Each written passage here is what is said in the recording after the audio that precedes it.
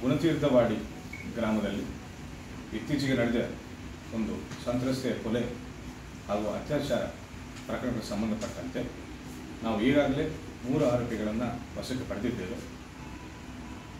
ಪ್ರಮುಖವಾಗಿ ಆರೋಪಿ 1 ಅದೇ ಊರಿಗೆ ಸಂಬಂಧಪಟ್ಟವರು, ಮಿಕ್ಕಿದ್ದ 2 ಆರೋಪಿಗಳು ನಿರ್ನಾ ಊರಿಗೆ ಸೇರಿದ್ದವರು. 3 ಆರೋಪಿಗಳನ್ನು ನಾವು ದಸ್ತಗಿರಿ ಮಾಡಿ ಕಾನೂನಿಗೆ ಒಪ್ಪಿಸ್ತಾ ಇದ್ದೇವೆ.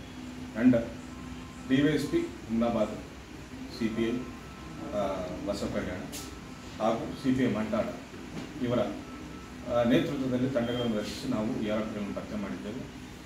DYSP ಅವರು ಮಾರ್ಗದರ್ಶನ ನೀಡ್ತಾ ಇದ್ದಾರೆ ಹಾಗೂ ಸಂತ್ರಸ್ತೆ ಪರಿಶಿಷ್ಟ ಪಂಗಡ ಜಾತಿಗೆ ಸೇರಿದವರಾಗಿದ್ದರಿಂದ SC/ST ಅಟ್ರಾಸಿಟೀಸ್ ಕೇಸನ್ನು ಕೂಡ ನಾವು ಇದರೊಟ್ಟಿಗೆ ಸೇರಿಸಿಕೊಂಡು ತನಿಖೆಯನ್ನು ಮುಂದುವರಿಸ್ತೇವೆ.